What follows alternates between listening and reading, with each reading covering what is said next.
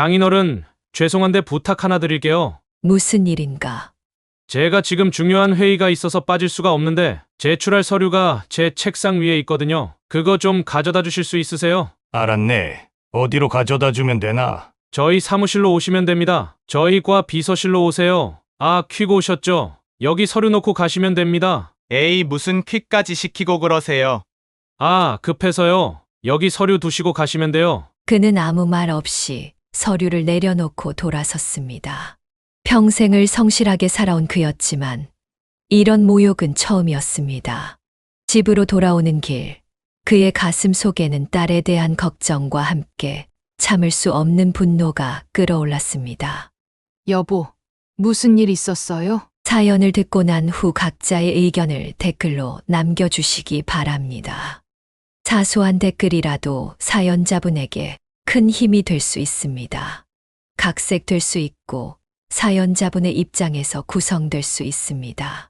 그는 서울 변두리의 작은 집에서 태어났습니다. 아버지는 건설 현장 일용직 노동자였고 어머니는 야채 가게에서 일하며 세 남매를 키웠습니다.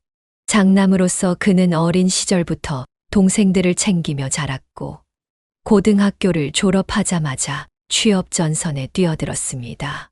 도승아, 너라도 대학은 가야 하는 거 아니니? 아니요, 어머니. 제가 돈 벌어서 동생들 대학 보낼게요. 고등학교를 졸업하던 날, 그는 담임 선생님의 말씀이 귓가에 맴돌았습니다. 도승아, 너는 성적도 괜찮은데 대학 안 가고 취업하는 거 정말 괜찮겠니? 하지만 그에게는 선택의 여지가 없었습니다. 두 동생의 학비를 책임져야 했고 부모님의 허리도 점점 굽어가고 있었습니다. 어머니, 제가 이제 돈 벌게요. 처음 시작한 취업 준비는 생각보다 힘들었습니다. 고졸 사원을 뽑는 회사는 많지 않았고 대부분 작은 공장이나 식당 아르바이트뿐이었습니다. 학력은 고졸이시네요. 죄송하지만 매일 새벽 그는 구인신문을 들고 면접을 보러 다녔습니다. 때로는 하루에 3군데, 4군데를 뛰어다니기도 했습니다. 양복은 하나뿐이었지만 매일 아침 정성껏 다림질을 했습니다. 한 달, 2달이 지나도 취업은 되지 않았습니다. 부모님 눈치가 보여 저녁에는 집에 들어가지 못하고 공원 벤치에서 시간을 보내기도 했습니다. 그러던 어느 날 우연히 들른 작은 회사에서 기회가 왔습니다. 사장님은 그의 이력서를 보더니 고개를 갸웃했습니다. 자네, 왜 대학을 안 갔나? 동생들 학비를 벌어야 해서요. 동생들 위해서라 그래. 한번 써보지. 첫 월급은 생각보다 적었지만 그는 기뻤습니다. 드디어 가족들에게 보탬이 될 수 있다는 생각에 가슴이 벅찼습니다. 어머니, 제 첫 월급이에요. 통장을 건네받은 어머니의 눈시울이 붉어졌습니다. 아버지는 말없이 방으로 들어가셨지만 그날 밤 늦게 술 한 잔을 사주셨습니다. 회사에서는 그가 최연소 사원이었습니다. 선배들은 때로는 엄하게, 때로는 자상하게 그를 가르쳐 주었습니다. 커피 심부름부터 시작해서 복사, 서류 정리까지. 그는 모든 일을 마다하지 않았습니다. 퇴근 후에는 야간 자동차 학원에 다녔습니다. 영업사원이 되려면 운전면허가 필요했기 때문입니다. 밤늦게 집에 돌아와 교재를 보다 잠이 들어도 그는 행복했습니다. 이제 우리 도승이가 가장이구나. 어머니의 말씀에 그는 어깨가 으쓱했습니다. 이제 막 시작이었지만 그는 알았습니다. 이것이 자신의 길이라는 것을. 비록 대학은 가지 못했지만 성실함으로 인정받을 수 있다는 것을. 그는 성실함으로 인정받았습니다. 직장 동료들은 그의 끈기 있는 모습을 높이 평가했고 상사들은 그를 신뢰했습니다. 입사 2년 차 회계부에 새로 온 여직원과 인연이 시작되었습니다. 점심시간에 우연히 마주친 그녀는 단정한 치마 정장 차림에 은은한 미소가 매력적이었습니다. 김도승 씨, 이번 영업 보고서 정리하느라 고생 많으셨어요. 아니에요. 제가 더 꼼꼼히 챙겼어야 했는데. 퇴근 후 우연히 같은 버스를 타게 되면서 그들의 대화는 깊어졌습니다. 그녀 역시 집안 형편이 넉넉지 않았고 두 동생의 학비를 걱정하는 맏딸이었습니다. 서로의 처지가 비슷했기에 대화는 더욱 공감되었습니다. 저도 동생들 때문에 지금 이렇게 일하고 있어요. 그렇군요. 우리 참 비슷하네요. 연애는 자연스럽게 시작되었습니다. 점심시간에 도시락을 나눠 먹고 퇴근길에 작은 분식집에서 떡볶이를 함께 먹는 소소한 데이트가 이어졌습니다. 휴일에는 공원을 함께 걸으며 미래를 이야기했습니다. 1년의 연애 끝에 그들은 결혼을 결심했습니다. 양가 부모님들은 가난한 살림이지만 서로를 아끼며 살겠다는 두 사람의 다짐에 축복을 보냈습니다. 앞으로 열심히 살면서 행복하게 지내자. 응. 서로 믿고 의지하면서 살자. 결혼 후 처음 3개월은 신혼의 단꿈에 젖어 행복했습니다. 그러나 임신 소식과 함께 찾아온 심한 입덧은 그녀를 힘들게 했습니다. 회사에서도 자주 구토를 하게 되자 결국 그녀는 퇴사를 결정했습니다.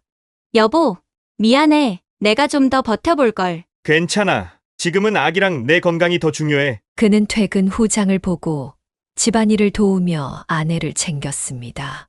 월급은 넉넉지 않았지만 검소한 생활 속에서도 그들은 서로를 위로하며 행복을 찾아갔습니다. 두 남매는 중학교에 진학하면서 더욱 열심히 공부했습니다. 아들은 수학과 과학을 좋아했고 딸은 영어와 국어에 특별한 재능을 보였습니다.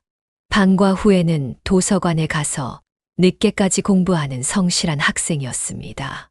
그의 걱정과는 달리 두 남매는 서로를 의지하며 학업에 매진했습니다.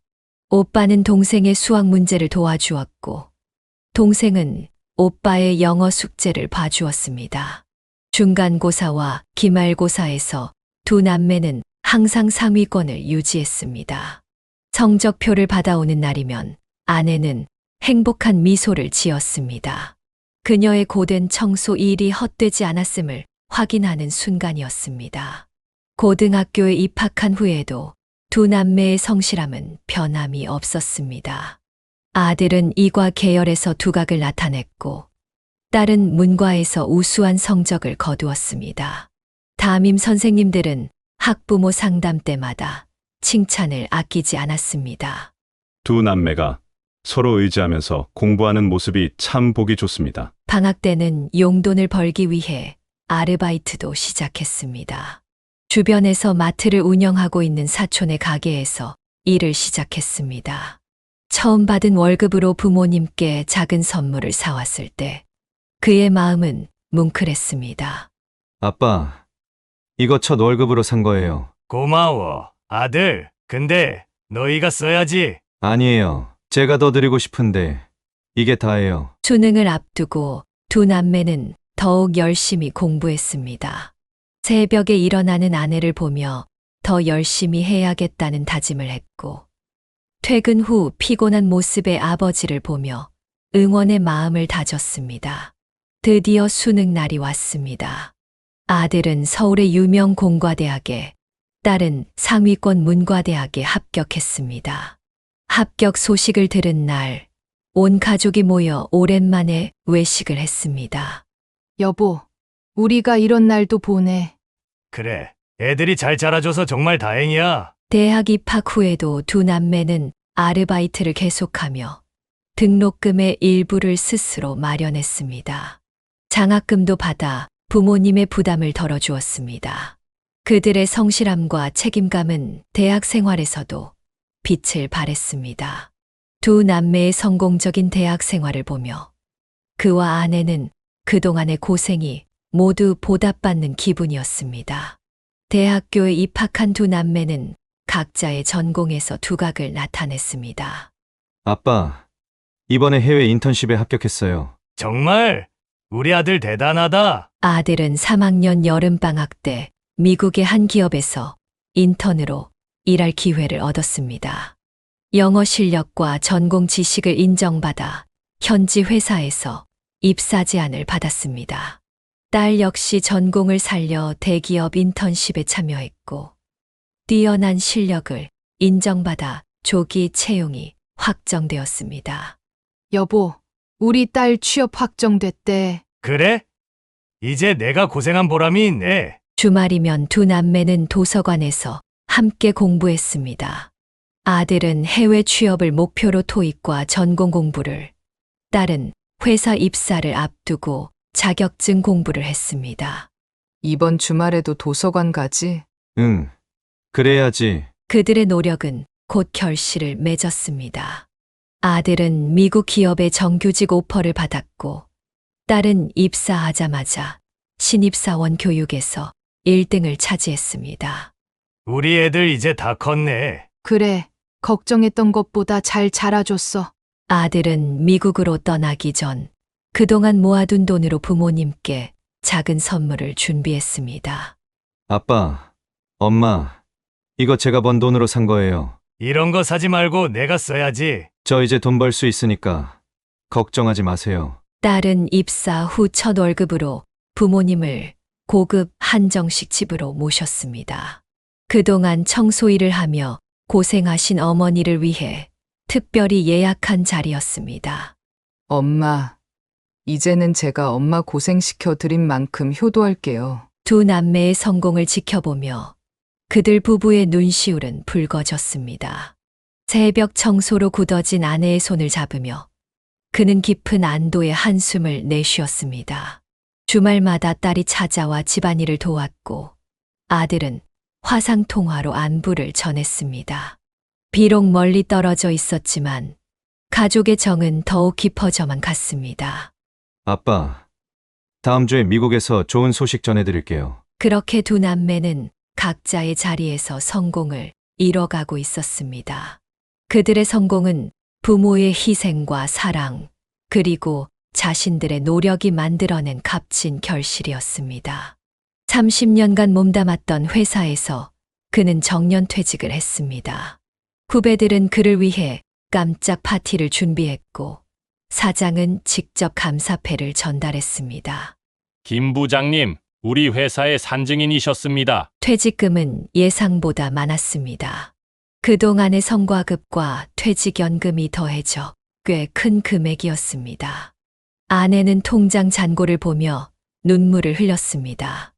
여보, 이제 좀 편하게 살 수 있겠다. 그래, 고생 많았어. 퇴직 후 얼마 지나지 않아 미국에서 기쁜 소식이 전해왔습니다. 아들이 현지 회사의 한국계 여성과 진지한 만남을 시작했다는 것이었습니다. 아빠, 이번에 소개드릴 사람이 있어요. 화상통화로 처음 본 예비 며느리는 단정하고 지적인 인상이었습니다. 소프트웨어 엔지니어로 일하는 그녀는 아들과 같은 회사, 다른 부서에서 일하고 있었습니다. 아버님, 어머님, 처음 뵙겠습니다. 결혼식은 샌프란시스코의 작은 교회에서 열렸습니다. 그와 아내는 생애 처음으로 해외여행을 했고 푸른 태평양을 바라보며 감격스러워했습니다. 여보, 우리가 이런 날도 보내. 결혼식 날 신부 측 부모님도 한국 계셨기에 대화가 술술 풀렸습니다. 며느리의 아버지는 실리콘밸리에서 성공한 벤처기업가였고 어머니는 대학 교수였습니다. 1년 후 첫 손주가 태어났다는 소식을 받았습니다. 아들은 매일같이 아기 사진을 보내왔고 화상통화로 손주의 웃음소리를 들려주었습니다. 아빠, 우리 아기가 아빠 눈썹을 닮았대요. 둘째 손주가 태어났을 때는 그와 아내가 직접 미국을 방문했습니다. 한 달 동안 손주들을 돌보며 행복한 시간을 보냈습니다. 할아버지, 할머니. 서툰 한국말로 부르는 손주들의 목소리에 그들의 마음은 녹아내렸습니다. 며느리는 한국 음식을 배워 시부모님의 입맛을 맞춰주었고 아들은 주말마다 부모님을 관광지로 모셨습니다. 아버님, 어머님, 다음에 또 오세요. 그래, 우리 며느리가 이렇게 잘해주니 또 오고 싶구나. 귀국 후에도 손주들의 사진과 동영상은 매일같이 도착했습니다. 첫째가 유치원에 입학하고 둘째가 첫걸음마를 떼는 순간도 영상으로 함께했습니다. 여보, 우리 인생이 이렇게 행복해도 되나? 그래, 이게 다 내 덕분이야. 이제 그의 하루는 손주들의 사진을 보는 것으로 시작해서 화상통화로 마무리됩니다. 비록 멀리 떨어져 있지만 현대 기술 덕분에 가족의 정은 더욱 깊어만 갔습니다. 딸이 대기업 인사팀에서 일한 지 3년째 되던 해였습니다. 회사 법무팀과 정부 부처 간 협력 사업 회의에서 사위를 처음 만났습니다. 안녕하세요. 인사팀 김민지입니다. 반갑습니다. 박준석입니다. 처음 마주친 사위는 단정한 정장 차림에 깔끔한 인상이었습니다.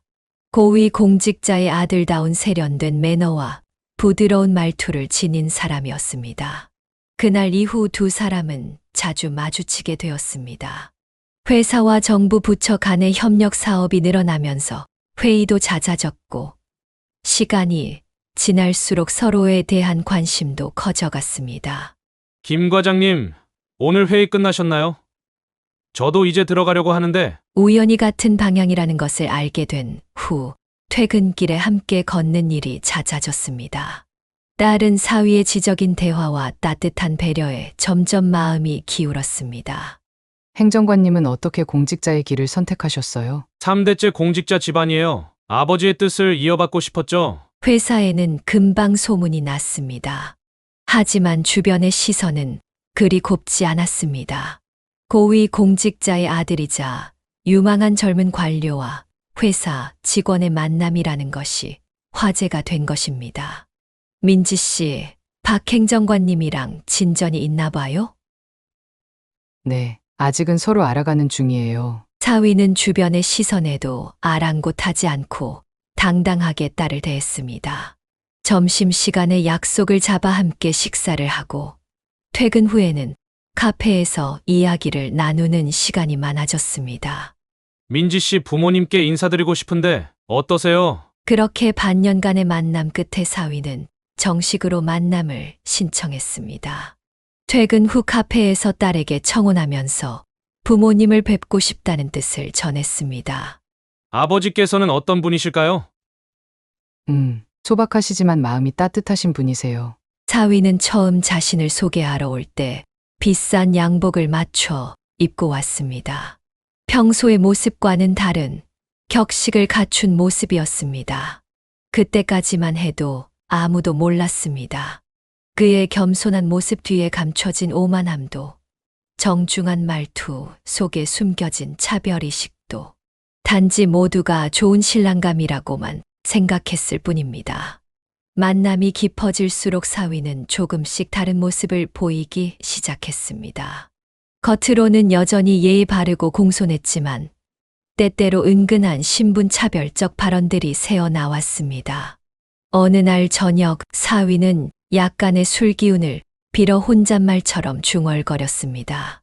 우리 집안에서는 보통 장관급 이상하고 혼사를 하는데 딸은 이런 말들을 들으면서도 사위의 진심이 아닐 거라 믿었습니다. 하지만 만남이 진지해질수록 시댁의 압박은 점점 더 커져갔습니다. 준서가 결혼은 좀 더 신중하게 생각해보는 게 어떻겠니? 어머니의 이런 말들이 자주 들려왔고 딸은 이를 우연히 듣게 되곤 했습니다. 직장 내에서도 미묘한 기류가 있었습니다. 사위의 동료들은 겉으로는 축하한다면서도 뒤에서는 수군거렸습니다. 딸의 친구 한 명은 은근히 걱정을 표했습니다. 민지야, 그 사람 너무 가문만 보는 것 같지 않아? 하지만 딸은 이 모든 징후를 사랑으로 덮었습니다. 사위가 보여주는 세심한 배려와 공손한 태도가 그의 진짜 모습이라 믿고 싶었던 것입니다. 명품 가방을 선물하면서도 사위는 은근히 딸의 취향을 교정하려 했습니다. 앞으로는 이런 수준의 물건들을 써야 할 텐데 미리 익숙해지는 게 좋지 않을까요? 데이트를 하면서도 사위의 이중적인 모습은 계속됐습니다. 둘이 있을 때는 다정했지만 그의 지인들을 만날 때면 미묘하게 달라졌습니다. 시간이 지나고 딸이 연락해 왔습니다. 퇴근 후 곧장 온 듯 회사 정장 차림이었고 평소와 달리 긴장한 모습이었습니다. 아빠, 엄마, 제가 말씀드릴 게 있어요. 그래, 무슨 일인데? 제가 결혼하고 싶은 사람이 생겼어요. 그는 순간 가슴이 철렁했습니다. 37살이 된 딸의 결혼 문제로 늘 마음 한켠이 무거웠던 터라 이 말을 듣는 순간 안도감과 걱정이 동시에 밀려왔습니다. 어떤 사람인데? 공무원이에요. 올해 42살이고요. 첫 만남 날 그는 아내와 함께 강남의 한 레스토랑으로 향했습니다. 예비 사위는 이미 자리에서 기다리고 있었습니다. 안녕하세요. 장인어른 장모님, 박준석이라고 합니다. 키가 크고 듬직한 체격의 사위는 맞춤 정장을 단정하게 차려입고 있었습니다. 깊이 있는 눈빛과 차분한 말투에서 신중한 성격이 묻어났습니다. 아버님, 늦은 나이에 귀한 따님을 만나 죄송합니다. 아니요, 좋은 분을 만났다니 다행입니다. 식사 중에 사위는 자신의 이야기를 차근차근 들려주었습니다. 여보, 사위 될 사람이 참 듬직해 보인다. 그래, 우리 딸 고생 안 시킬 것 같아. 첫 만남 이후 두 사람은 양가 부모님께 정식으로 인사를 드리고 본격적인 결혼 준비에 들어갔습니다. 예비 사위는 주말마다 찾아와 장인어른과 등산도 가고 장모님의 손맛이 담긴 음식도 즐겼습니다. 아버님, 저희 결혼식은 간소하게 하고 싶습니다. 그래, 너희들 생각대로 하거라. 딸은 결혼 준비로 분주한 와중에도 매일 밤 부모님께 전화를 했습니다. 웨딩드레스를 고르고 신혼집을 계약하는 과정에서 크고 작은 일들을 상의했습니다. 아빠, 제가 이제 시집을 가네요. 그래, 벌써 이렇게 컸구나. 예비 신랑은 매번 방문할 때마다 빈손으로 오는 법이 없었고 특히 아내의 건강을 걱정하며 좋은 보약을 지어왔습니다. 그의 세심한 배려는 아내의 마음을 사로잡기에 충분했습니다. 결혼식 날짜가 잡히고 딸은 매일 저녁 퇴근 후 웨딩숍에 들러 드레스를 맞추고 예식 준비를 했습니다. 그는 가끔 딸이 피곤해 지친 모습으로 잠든 것을 보며 마음 한켠이 아려왔습니다. 우리 딸 결혼 준비하느라 힘들지? 아니에요, 아빠. 전 정말 행복해요. 상견례 날 그는 아내와 함께 고급 한정식집으로 향했습니다. 사도는 이미 도착해 계셨고 단아한 한복 차림의 예비 시어머니와 중후한 양복 차림의 예비 시아버지가 자리에서 일어나 그들을 맞이했습니다. 안녕하세요. 사돈어른. 먼저 와서 기다리고 있었습니다. 자리에 앉자 사돈이 먼저 입을 열었습니다. 고위 공무원 출신이라고 했습니다. 저희 준석이가 늦은 나이에 좋은 인연을 만났네요. 아니에요. 저희 딸이 과분한 사위를 만났습니다. 시아버지는 자녀들의 행복이 최우선이라며 격식에 얽매이지 말자고 했습니다. 그의 겸손한 태도에 긴장했던 마음이 조금씩 풀렸습니다. 요즘 세상에 그런 게 뭐가 중요하겠습니까? 젊은 애들 행복하게 살면 그걸로 됐죠. 시어머니는 수저를 들어 음식을 골라 그의 아내의 접시에 놓아주었습니다. 사돈, 많이 드세요. 앞으로 자주 뵈어야죠. 네, 감사합니다. 사위의 집안은 3대가 모두 명문대를 나온 명문가였습니다. 하지만 그들은 예상과 달리 소박하고 정감 있는 모습을 보였습니다. 사돈어른, 저희 아들 잘 부탁드립니다. 네, 저희도 사위 잘 챙기도록 하겠습니다. 식사가 끝나갈 무렵 시아버지는 주머니에서 봉투를 꺼냈습니다. 아이들 신혼집 보증금에 보태세요. 아니, 이런 걸 왜? 받으세요. 저희도 딸 시집 보낼 때 이런 마음 아시잖아요. 그날 저녁 집으로 돌아오는 차 안에서 아내가 말했습니다. 여보, 우리 딸 시댁이 참 좋은 분들이네. 그래, 너무 걱정했나 봐. 다음 주말 사돈이 직접 그의 집을 방문했습니다. 소박한 아파트였지만 시어머니는 정갈하게 차린 밥상을 보며 연신 칭찬했습니다. 사돈 손맛이 참 좋으시네요. 과찬이십니다. 시아버지는 거실에 걸린 자녀들의 어린 시절 사진을 보며 미소 지었습니다. 따님을 참 잘 키우셨네요. 저희 아들이 복이 있는 거죠. 두 집안은 자연스레 가까워졌고 주말마다 오가며 정을 나누었습니다. 격식과 체면을 중시할 것 같았던 첫인상과 달리 사위의 부모님은 소탈하고 정이 많은 분들이었습니다. 사돈어른, 앞으로 자주 뵈어야겠습니다. 네, 저희도 그러고 싶습니다. 신혼 초기 딸 부부는 매주 주말이면 어김없이 찾아왔습니다. 사위는 항상 고급 과일이나 선물을 들고 왔고 딸은 엄마가 해주는 음식이 그립다며 식탁에 앉았습니다. 아빠, 저희 집은 이제 좀 적응했어요. 그래. 생활하는데 불편한 건 없고. 신혼집은 고급 아파트였습니다. 사위는 딸을 위해 인테리어도 새로 했다며 자랑했고 딸은 행복한 미소를 지었습니다. 여보, 우리 딸 잘 살고 있는 것 같아 다행이다. 그러게, 걱정했는데 괜히 했나 봐. 그러나 한 달이 지나자 딸 부부의 방문이 뜸해졌습니다. 전화도 잘 받지 않았고 문자에도 늦게 답장이 왔습니다.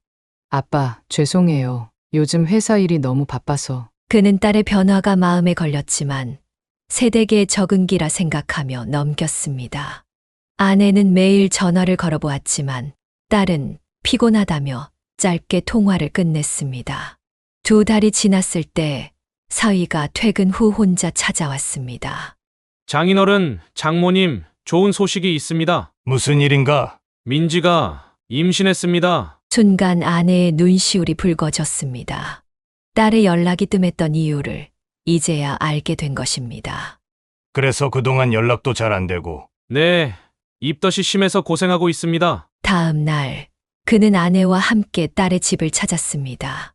소파에 누워있는 딸은 평소보다 야위어 보였습니다. 엄마, 너무 힘들어요. 그래, 엄마도 너 낳을 때 입덧 심했었어. 사위는 출장이 잦아 밤늦게 들어오는 경우가 많다고 했습니다. 아내는 그날부터 매일 딸의 집으로 가 반찬을 해주고 집안일을 도왔습니다. 여보, 나도 참 힘들었는데 우리 딸도 고생이네. 그래도 이제 곧 예쁜 손주도 볼 수 있잖아. 그렇게 시작된 딸의 임신 생활은 순탄치만은 않았습니다. 입덧이 심해 직장도 휴직을 해야 했고 사위는 바쁜 업무로 집을 비우는 날이 많았습니다. 입덧이 한창이던 딸을 위해 가족 식사 자리가 마련되었습니다. 사위는 평소와 달리 술을 과하게 마셨고 얼굴이 붉어질 때쯤 돌연 태도가 변했습니다. 장인어른, 제가 솔직히 좀 할 말이 있습니다. 그의 말투에서 존중의 기색은 사라져 있었습니다.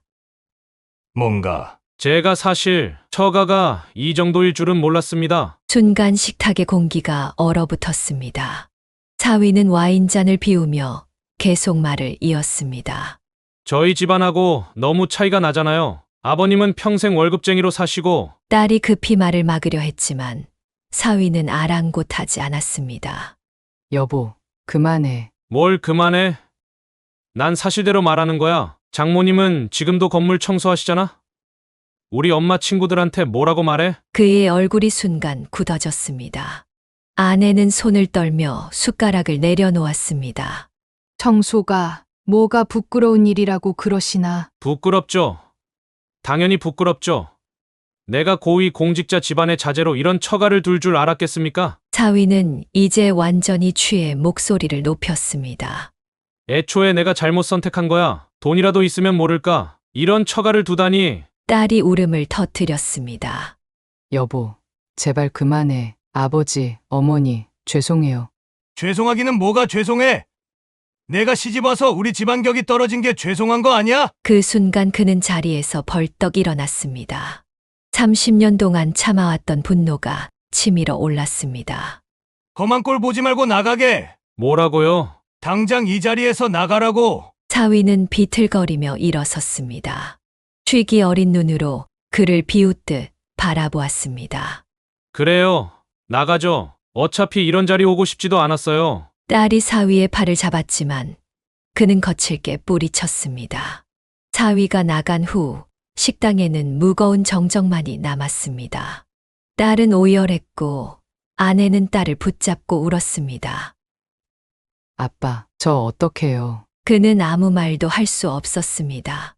단정했던 사위의 첫인상, 겸손해 보였던 모습, 그 모든 것이 거짓이었다는 사실에 가슴이 찢어지는 듯 했습니다. 여보, 우리 딸이 왜 이런 일을 당해야 하나? 그날 밤, 그는 한숨도 잘 수 없었습니다. 창밖을 바라보며 딸의 앞날을 걱정했습니다. 임신 중인 딸이 받았을 상처를 생각하니 가슴이 무너져 내렸습니다. 사위의 돌변은 여러 사건들이 복합적으로 얽혀 일어난 일이었습니다. 결혼 직후부터 사위의 직장에서는 미묘한 기류가 흘렀습니다. 시아버지는 공직에서 물러나게 되었습니다. 준서가, 이제 너라도 가문의 자존심을 지켜야 한다. 아버지의 이 말은 그에게 큰 부담으로 작용했습니다. 고위직 진출을 바라보던 그의 꿈도 흔들리기 시작했고, 어머니는 더욱 빈번히 찾아와 며느리를 다그쳤습니다. 준서가 엄마 친구 며느리들은 다들 장관급 집안이라 품위가 남다르더구나. 이런 어머니의 말들이 그의 마음속 깊이 자리 잡았습니다. 술만 마시면 혼잣말처럼 중얼거렸습니다. 내가 왜 이런 선택을 한 거지? 딸은 이런 말들을 들으면서도 혼자 삭히며 지냈습니다. 임신 초기에 힘든 시기였지만 시댁에 티를 내지 않으려 애썼습니다. 하지만 심한 입덧으로 집안일을 제대로 하지 못하게 되자 사위의 불만은 더욱 커져갔습니다. 매주 찾아오는 시어머니는 며느리의 살림살이를 검사하듯 살폈습니다. 집안의 분위기부터 며느리의 옷차림까지 모든 것이 문제가 되었습니다. 아들, 이렇게 살림을 하면 쓰나 너희 아버님 다시 정계에 진출하실 텐데. 정계에서의 실각, 법조계의 진출의 어려움, 어머니의 잔소리가 겹치면서 사위의 속에는 분노가 쌓여갔습니다. 겉으로는 여전히 예의 바른 사위였지만 술만 마시면 본색이 드러나기 시작했습니다. 특히 안사돈의 모임에서 있었던 일은 결정적이었습니다. 전직 장관 부인이었던 한 친구가 아내를 우연히 보았다는 이야기를 꺼낸 것입니다.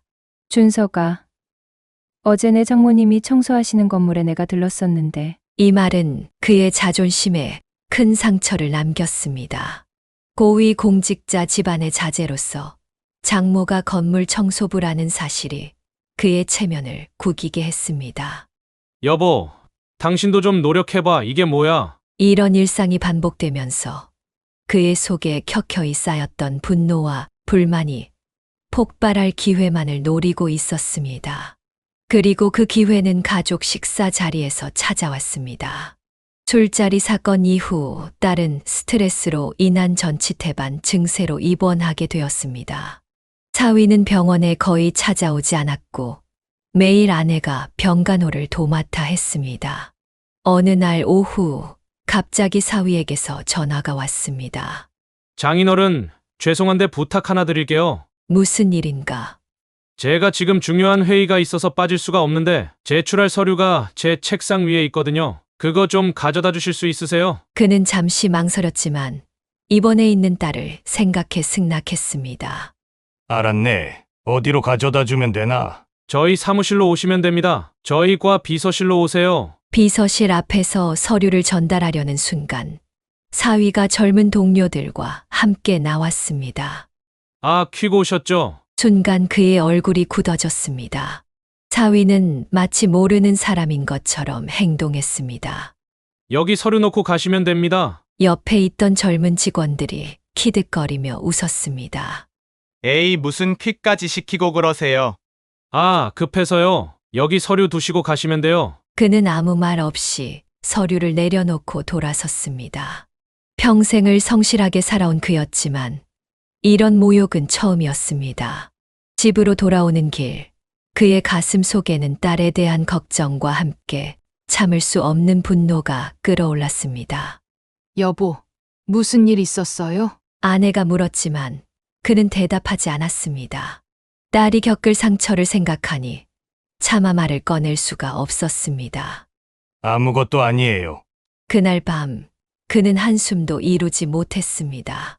사위가 보여준 막말과 모욕적인 행동들이 머릿속을 맴돌았고 딸의 앞날이 걱정되었습니다.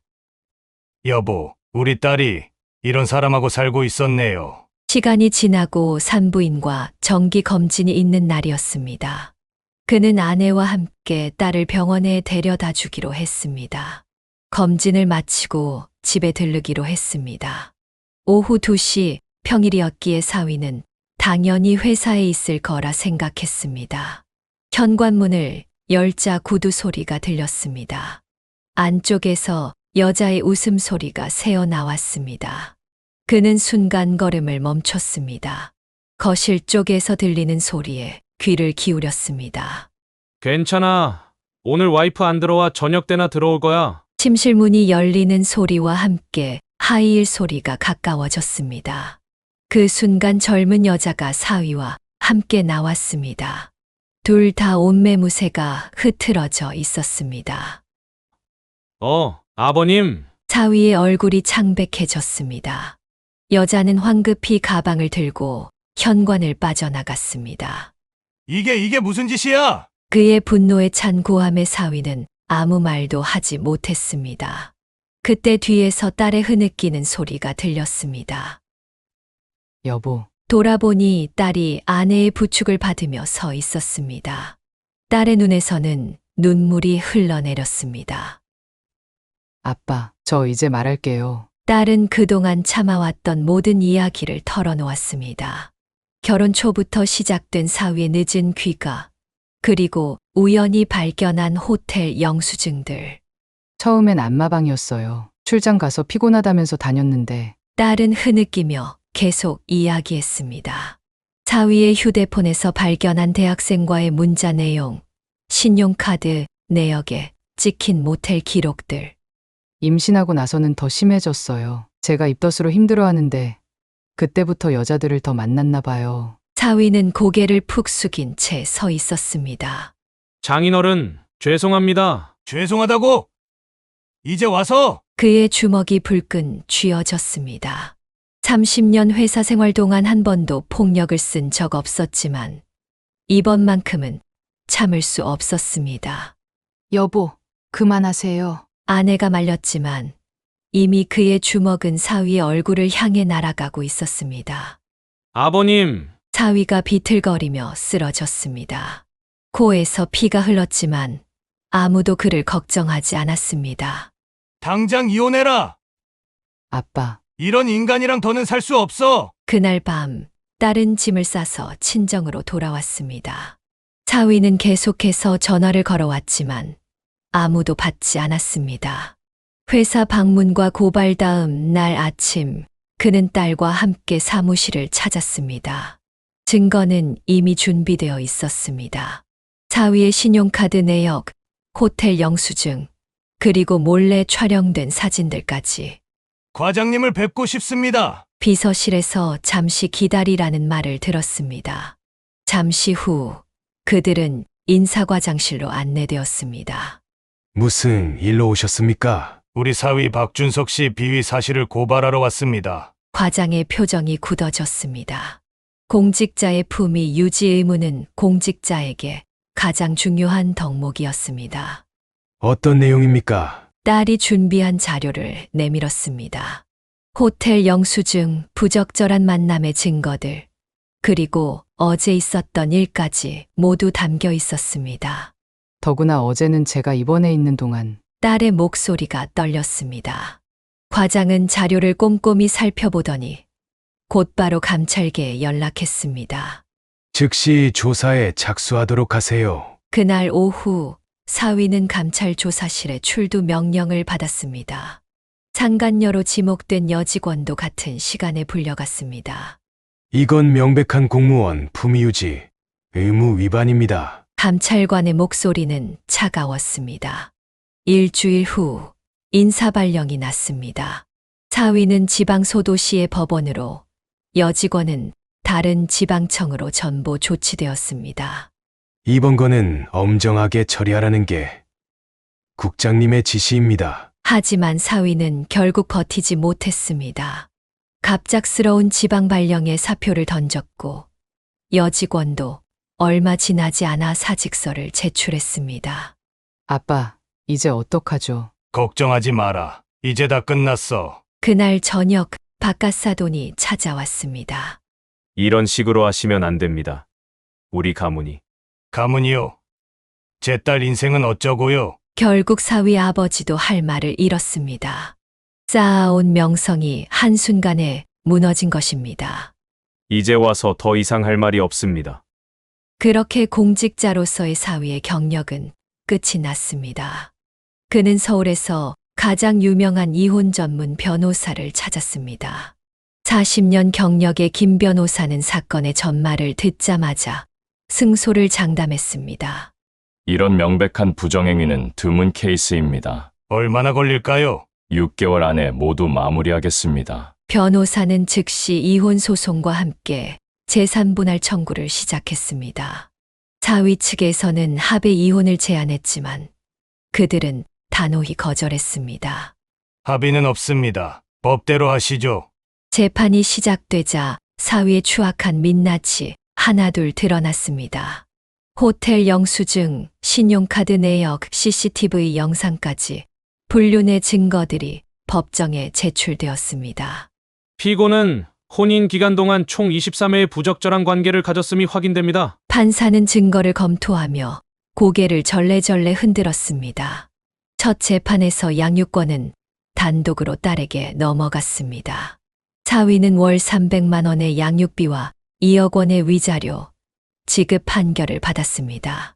아버님, 민지 좀 설득해 주세요. 법대로 하자며 끝까지 법대로 가보자고. 이어진 상간녀와의 소송에서도 승소했습니다. 5천만 원의 위자료 판결이 났고 그녀는 항소를 포기했습니다. 이제 끝났어요, 아빠. 딸의 눈에서는 참았던 눈물이 흘러내렸습니다. 그는 딸의 어깨를 토닥였습니다. 그래, 이제 다 끝났다. 사위는 이혼 후 지방으로 내려갔다는 소식이 들려왔습니다. 이제는 시골의 작은 변호사 사무실에서 일한다는 소문이 들려왔습니다. 마지막 재판이 끝난 날, 사위의 아버지가 찾아와 고개를 숙였습니다. 우리 아들의 잘못입니다. 너무 늦었지만 죄송합니다. 그렇게 시간이 지나고 비가 내리는 어느 저녁 초인종이 울렸습니다. 그가 문을 열자 사위가 서 있었습니다. 한때 당당하던 모습은 온데간데 없이 초라한 차림이었습니다. 장인어른, 저 좀 살려주세요. 술 냄새가 진동했습니다.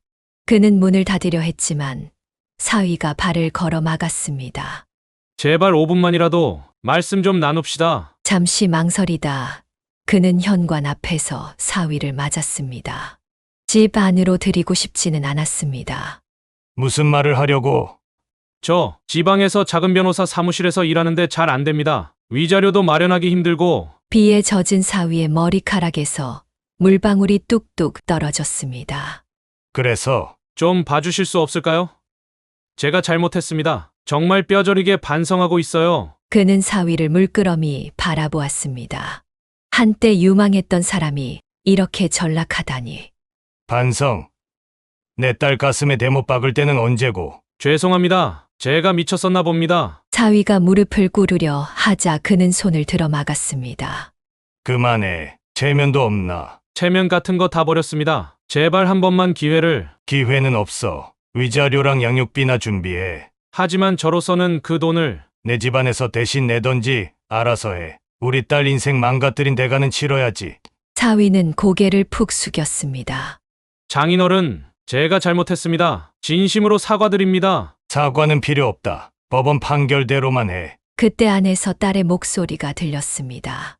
아빠, 누구예요? 사위의 눈빛이 흔들렸습니다. 그는 재빨리 문을 닫았습니다. 아무도 아니다. 그날 밤 비는 계속 내렸습니다. 창밖으로 사위가 떠나는 뒷모습이 보였습니다. 한때 자랑스러웠던 사위, 이제는 낯선 사람이 되어 비 속으로 사라져갔습니다. 여보, 누구였어요? 모르는 사람이야. 아내는 알면서도 모른 척했습니다. 둘 다 딸이 상처받지 않기를 바랐기 때문입니다. 사위는 더 힘든 생활을 보내고 있었습니다. 한때 고위 공무원이었던 사위였습니다. 술집 주인이 그를 부축해 일으켰습니다. 찢어진 양복에서는 술 냄새가 진동했고 구두는 몇 달째 닦지 않은 듯 흙먼지로 가득했습니다. 저 사람 옛날에 고위공무원이었다면서요? 그래. 집안 자체가 엘리트 집안이었대. 근데 바람 피우다 걸려서 쫓겨났지. 양육비와 위자료는 이제 6개월째 연체였습니다. 월급의 대부분이 술값으로 나갔고 법원에서는 매주 독촉장이 날아왔습니다. 가끔은 채권 추심원들이 찾아와 문을 두드렸습니다. 박준석 씨, 이러시면 안 됩니다. 법적 조치를. 다음 주까지만 꼭 마련해서. 아버지는 그를 완전히 절연했습니다. 가문의 수치라는 말과 함께 모든 지원을 끊었고 어머니조차 더 이상 연락을 하지 않았습니다. 설날에 보낸 메시지는 읽지 않은 채로 남아 있었습니다. 준석아, 넌 이제 우리 아들이 아니다. 우리 가문에서 나가라. 하루는 길에서 우연히 옛 동료를 마주쳤습니다. 한때 그의 부하였던 사람이었습니다. 하지만 상대는 그를 모른 척 지나갔고 그의 인사는 허공에 흩어졌습니다. 과장님, 저 박준석입니다. 죄송합니다만 제가 누군지 모르겠네요. 서울 강남의 고급 아파트는 이제 시골 읍내의 반지하 월세방이 되었습니다.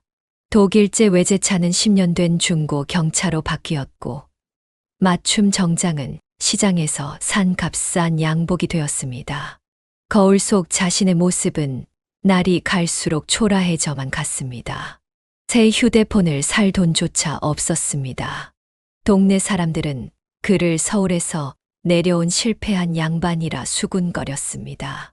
한때 청와대에 드나들던 그가 이제는 구멍가게에서 소주를 외상으로 사 마시는 신세가 되었습니다. 박 선생, 외상이 이제 50만 원이 넘었습니다. 죄송합니다. 월급 받으면 꼭. 과거의 오만함은 온데간데 없이 사라졌고 남은 것은 후회와 자괴감뿐이었습니다. 매일 밤 술에 취해 비틀거리며 집으로 돌아가는 그의 뒷모습은 쓸쓸하기 그지없었습니다. 작은 사무실에서 일하는 그의 책상 서랍 속에는 딸과 하연이의 사진 한 장이 고이 접혀 있었습니다. 술에 취할 때마다 꺼내보는 사진은 이제 구겨지고 바랬지만 그에게는 마지막 남은 보물이었습니다. 선생님, 이번에도 월급에서 양육비 압류 들어왔습니다. 네, 알겠습니다. 서류 한 장 한 장을 검토할 때마다 그의 손은 떨렸습니다. 이제는 작은 계약서 하나 제대로 쓰지 못할 만큼 나약해져 있었습니다. 주말이면 그는 혼자 공원 벤치에 앉아 하루 종일 멍하니 시간을 보냈습니다. 가끔 지나가는 어린 딸과 아버지의 모습을 보며 자신이 영원히 잃어버린 것들을 떠올렸습니다. 그렇게 사위의 몰락은 계속되었고 한때 그가 누렸던 모든 것들은 이제 먼 꿈이 되어버렸습니다. 오만했던 그의 과거는 철저히 무너졌고 남은 것은 후회와 쓸쓸함 뿐이었습니다. 해가 뜨기 시작할 무렵 병원에서 전화가 왔습니다. 딸의 진통이 시작되었다는 소식이었습니다. 그와 아내는 서둘러 병원으로 향했습니다. 아빠 너무 아파요. 딸의 손을 잡고 있던 그의 손에 힘이 들어갔습니다. 마지막 진통이 시작되고 새벽 5시 정각에 아기의 울음소리가 울려 퍼졌습니다. 축하합니다. 예쁜 공주님이에요. 간호사가 아기를 보여주었을 때 그는 눈시울이 붉어졌습니다. 마치 젊은 시절 딸을 처음 안았을 때처럼 가슴이 벅차올랐습니다. 여보, 우리 딸이 엄마가 됐네요. 그러게 우리도 이제 할머니 할아버지구나. 아기는 딸을 쏙 빼닮았습니다. 동그란 눈에 오똑한 코, 도톰한 입술까지 어린 시절 딸의 모습 그대로였습니다. 아빠, 우리 애기 예쁘죠? 그래, 너랑 똑같다. 퇴원 후 딸과 손녀는 자연스럽게 그의 집에서 살게 되었습니다. 넓지 않은 아파트였지만 손녀의 웃음소리로 가득 찼습니다. 아기 옷이랑 기저귀는 내가 사올게. 여보, 이제 그만 사요. 벌써 얼마나 샀다고. 아내는 투덜거리면서도 손녀의 옷을 고르는 재미에 푹 빠졌습니다. 그도 퇴근길에 장난감 가게에 들르는 것이 일과가 되었습니다. 우리 똘똘이 할아버지가 또 장난감 사왔네. 손녀는 날이 갈수록 쑥쑥 자랐습니다. 첫 뒤집기, 첫 옹알이, 첫 걸음마까지 모든 순간이 소중한 추억이 되었습니다. 아빠, 제가 이제 취업 준비를 해볼까 해요. 그래. 내 인생도 있으니까. 딸은 육아와 함께 자격증 공부를 시작했습니다. 아내는 손녀를 돌보며 딸의 공부를 응원했고, 그는 묵묵히 딸의 뒷바라지를 했습니다. 우리 딸, 이제 다시 시작하는 거야. 저녁이면 온 가족이 거실에 모여 앉았습니다. 손녀는 할아버지 무릎에 앉아 그림책을 읽고, 딸은 자격증 책을 펴고, 아내는 손녀의 옷을 정리했습니다. 아빠, 행복해요. 딸의 말에 그는 고개를 끄덕였습니다. 쓰라린 과거는 이제 희미해지고 새로운 행복이 그들의 집을 가득 채우고 있었습니다. 세월이 흘러 손녀가 돌을 지났습니다. 상처받은 딸의 얼굴에도 조금씩 웃음이 돌아왔고 아내도 예전의 활기를 되찾아갔습니다. 퇴직 후 그는 매달 동창회에 나가곤 했지만 사위 사건 이후로는 발길을 끊었습니다. 하지만 이제는 달랐습니다. 술자리에서 친구들이 물었습니다. 도승아, 요즘은 어떻게 지내나? 손녀 보느라 정신없어. 그래도 얼굴이 좋아 보이네. 잔을 기울이며 그는 지난 날을 돌아보았습니다. 딸의 결혼식 때 느꼈던 기쁨, 그리고 이어진 배신과 아픔. 하지만 이제는 그 모든 것이 먼 이야기처럼 느껴졌습니다. 이제는 뭐 지나간 일이지. 손녀는 잘 크나? 그럼 얼마나 예쁜데. 자랑스럽게 손녀 사진을 보여주는 그의 얼굴에는 행복이 가득했습니다. 우리 손녀 잘 키워서 훌륭한 사람 만들어야지. 친구들은 그의 말에 따뜻한 미소를 지었습니다. 그래. 이제 앞만 보고 가는 거야. 집으로 돌아오는 길, 달빛이 유난히 밝았습니다. 현관문을 열자 손녀가 달려와 안겼습니다. 할아버지! 그는 손녀를 품에 안고 딸을 바라보았습니다. 이제 딸의 눈빛에는 예전의 생기가 돌아와 있었습니다. 아빠, 오늘 동창회 즐거우셨어요? 그래. 오랜만에 마음 편히 술 한잔 했다. 거실에 앉아 손녀와 그림책을 읽어주는 동안 그는 마음속으로 다짐했습니다. 이제는 더 이상 과거에 얽매이지 않고 오직 이 작은 손녀와 가족들의 행복을 위해 살아가리라고. 할아버지, 내일도 책 읽어주세요. 그래. 우리 손녀. 할아버지가 매일매일 읽어줄게. 아침 일과를 시작하며 그는 거울 앞에 섰습니다. 어느덧 70을 바라보는 나이가 되었습니다. 흰머리가 늘었고 주름도 깊어졌습니다. 여보, 나 많이 늙었죠? 뭔 소리예요? 아직 정정하시구만. 아내의 말처럼 그는 여전히 건강했습니다. 매일 아침 공원을 산책하고 일주일에 2번은 수영장도 다녔습니다. 거울 속 자신의 모습을 바라보며 지난 날들이 스쳐 지나갔습니다. 가난했지만 성실하게 살았던 젊은 시절, 자녀들을 키우며 보낸 중년의 시간들, 그리고 이제는 손녀의 할아버지가 되어 있었습니다. 아빠, 오늘 면접 보러 가요. 딸이 화장대 앞에서 분주히 준비하는 모습이 보였습니다. 육아와 함께 준비한 자격증 시험에 합격하고 이제 새로운 도전을 시작하려 했습니다. 잘 될 거야. 손녀가 아침잠에서 깨어나 그를 찾았습니다. 할아버지, 안녕하세요. 우리 손녀딸 잘 잤어. 손녀를 안아들며 그는 생각했습니다. 자신이 이 나이에도 가족의 중심에서 버팀목이 되어야 한다고. 비록 몸은 예전만 못하지만 마음만은 더욱 단단해져 있었습니다. 여보, 나 오늘 은행에 들러야겠어요. 왜요? 손녀딸 이름으로 적금을 들어주려고요. 아내는 말없이 미소를 지었습니다. 그들은 말하지 않아도 서로의 마음을 알 수 있었습니다. 거울 속의 자신과 마주하며 그는 다짐했습니다. 앞으로도 건강관리를 잘해서 가족들의 든든한 버팀목이 되어주리라고. 그것이 자신의 남은 인생에서 가장 중요한 사명이라고 생각했습니다. 할아버지, 오늘은 공원 가? 손녀의 작은 손을 잡고 나서는 그의 발걸음은 어느 때보다 가볍고 힘찼습니다. 아침이면 그의 집은 활기로 가득합니다. 딸은 회사로 출근하기 전 하연이의 아침 준비를 돕고 아내는 도시락을 싸며 분주히 움직입니다. 엄마, 오늘 저 야근이에요. 알았어. 그럼 내가 하연이 유치원 데리러 갈게. 딸은 대기업 인사팀에 취직해 승진도 했습니다. 이제는 당당한 워킹맘으로서 자신의 길을 걷고 있습니다.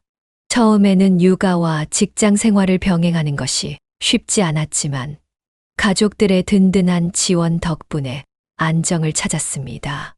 저녁 식탁에서 하연이는 하루 있었던 일들을 신나게 이야기합니다. 그는 손녀의 작은 이야기 하나하나에 귀 기울이며 행복을 느낍니다. 유치원에서 그린 그림, 친구들과 놀았던 이야기, 선생님께 배운 새로운 노래까지. 우리 하연이가 이제 많이 컸네. 매일 아침 그는 하연이를 유치원에 데려다 주는 것을 일과로 삼았습니다. 길을 걸으며 나누는 대화는 하루의 가장 행복한 시간입니다. 주말이면 내 식구는 함께 근처 공원을 산책합니다. 하연이는 그의 손을 잡고 앞장서서 걷고 딸과 아내는 뒤에서 이야기를 나누며 걷습니다. 때로는 근처 놀이터에서 시간을 보내기도 하고 날씨가 좋으면 소풍도 갑니다. 아빠, 정말 행복해요. 딸의 말에 그는 고개를 끄덕입니다. 지난 날의 아픔은 이제 희미한 기억이 되었고 그들의 일상은 잔잔한 행복으로 가득 찼습니다. 저녁이면 거실은 가족들의 웃음소리로 가득합니다. 하연이는 할아버지 무릎에 앉아 책을 읽고 딸은 옆에서 회사 서류를 보며 아내는 뜨개질을 합니다. TV에서 흘러나오는 소리가 배경음악이 되어 평화로운 저녁을 만듭니다. 여보, 우리 이제 진짜 행복한 것 같아요. 주말 저녁이면 딸은 하연이와 함께 요리를 합니다. 앞치마를 두른 하연이가 엄마를 도와 반죽을 치거나 야채를 씻는 모습을 보며 그는 마음속 깊이 감사함을 느낍니다. 하연이의 재롱스러운 모습에 온 가족이 웃음을 터뜨립니다. 명절이면 친척들이 모여듭니다. 처음에는 딸의 이혼 사실 때문에 어색했지만 이제는 모두가 자연스럽게 받아들입니다. 오히려 하연이의 밝은 모습을 보며 더 많은 사랑을 보여줍니다. 우리 하연이 정말 잘 크고 있어요. 친척들의 칭찬에 따른 행복한 미소를 짓습니다. 그는 옆에서 그런 딸의 모습을 보며 가슴이 따뜻해집니다. 할아버지, 내일은 또 뭐하고 놀아요? 하연이의 눈망울에는 내일에 대한 기대가 가득합니다. 그는 손녀를 바라보며 생각합니다. 이제 그들에게 남은 것은 오직 행복한 미래뿐이라고. 아침 8시가 되면 어김없이 화상통화 알림음이 울립니다. 미국은 이제 저녁 시간. 퇴근한 아들이 가족들과 함께 저녁을 먹기 전 한국의 가족들과 이야기를 나누는 시간입니다. 아버님, 어머님, 안녕하세요. 며느리는 여전히 한국말을 깔끔하게 구사합니다. 실리콘밸리에서도 한인 커뮤니티와 활발히 교류하며 아이들에게도 한국어를 가르치고 있습니다. 할아버지, 안녕하세요. 손주들의 서툰 한국말에 그의 마음은 늘 따뜻해집니다. 첫째 준호는 이제 초등학교 3학년, 둘째 민서는 1학년이 되었습니다. 우리 준호, 민서 많이 컸구나. 아이들은 저마다의 이야기로 화면을 채웁니다. 준호는 학교에서 있었던 과학 프로젝트 이야기를, 민서는 발레 수업에서 배운 새로운 동작을 자랑합니다. 아빠, 하연이랑 통화하고 싶대요. 화면 속 손주들이 사촌 동생 하연이를 찾습니다. 하연이는 곧장 달려와 사촌 오빠, 언니와 이야기를 나눕니다. 비록 한 번도 만난 적은 없지만 아이들은 마치 옆집에 사는 친구처럼 친근하게 대화를 이어갑니다. 하연아, 다음에 우리가 한국 갈 거야. 매주 아들은 아이들의 사진과 동영상을 보내옵니다. 운동회에서 달리기를 하는 준호의 모습, 학교 합창단에서 노래하는 민서의 영상. 그는 매일 밤 손주들의 사진을 보며 하루를 마무리합니다. 미국 손주들은 한국의 문화에 대해 특별한 관심을 보입니다. 며느리가 보내준 영상 속에서 준호는 태권도 도장에서 열심히 수련하고 있었고, 민서는 한국 드라마를 보며 한글을 배우고 있었습니다. 아버님, 저희가 이번에 추석 때 한국에 가려고 해요. 아들의 말에 그의 눈시울이 붉어졌습니다. 그래, 얼른 와서 하연이도 만나고. 준호와 민서는 사촌 동생 하연이를 직접 만날 생각에 들떠 있었습니다. 화상으로만 보던 사촌을 실제로 만난다는 설렘에 매일 밤 한국어 공부를 한다고 했습니다. 할아버지, 저희가 가면 삼계탕 해주세요. 아이들의 순수한 한국말에 온 가족이 웃음을 터뜨립니다. 비록 멀리 떨어져 있지만 현대 기술은 그들을 가깝게 이어주고 있었습니다. 아버님, 어머님, 저희가 보낸 선물 받으셨죠? 아들 내외는 한 달에 한 번씩 꼭 한국의 부모님께 선물을 보냅니다. 건강식품이나 영양제를 잊지 않고 보내주는 것이 며느리의 특별한 효도였습니다. 그는 매일 밤 태평양 건너에 있는 가족들을 위해 기도합니다. 아들이 하는 사업이 잘 되기를, 며느리가 건강하기를, 그리고 손주들이 바르게 자라기를. 여보, 우리 복 받은 것 같아요. 아내의 말에 그는 고개를 끄덕입니다. 멀리 있는 가족이지만 서로를 생각하는 마음만큼은 그 어느 때보다 가까웠습니다. 시간은 모든 것을 치유한다는 말처럼 그의 가족은 이제 완전히 새로운 일상을 맞이했습니다.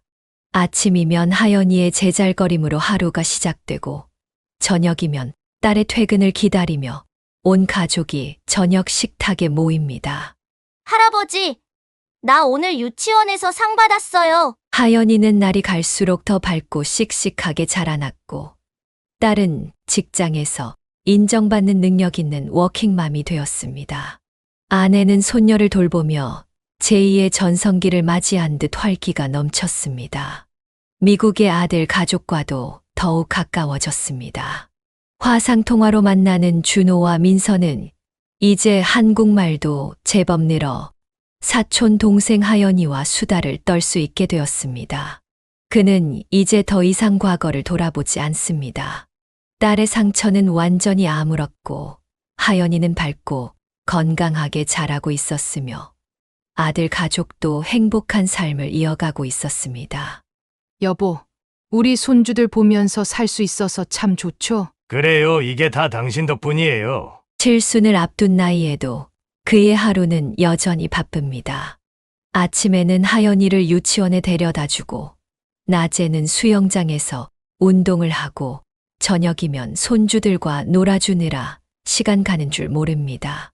아빠, 제가 이제는 알아요. 왜 그때 그런 결정을 하셨는지. 딸의 말에 그는 고개를 끄덕였습니다. 시간이 지나고 보니 모든 것이 제자리를 찾아가고 있었습니다. 이제 그의 집은 매일이 잔치입니다. 하연이의 웃음소리, 딸의 퇴근 후 이야기, 아내의 맛있는 저녁 식사, 미국에서 들려오는 아들 가족의 소식까지. 작은 일상의 행복이 차곡차곡 쌓여갑니다. 할아버지, 나 커서 뭐가 될까요? 우리 하연이는 뭐가 돼도 잘할 거야. 손녀의 맑은 눈동자를 바라보며 그는 생각합니다. 인생이란 결국 새로운 시작의 연속이라는 것을. 그리고 그 시작을 함께하는 가족이 있다는 것이 얼마나 큰 축복인지를. 이제 그의 남은 꿈은 단 하나입니다. 건강하게 오래 살면서 손주들의 성장을 지켜보는 것. 그것이야말로 그가 바라는 가장 큰 행복이었습니다. 사연을 듣고 댓글을 남겨주시기 바랍니다.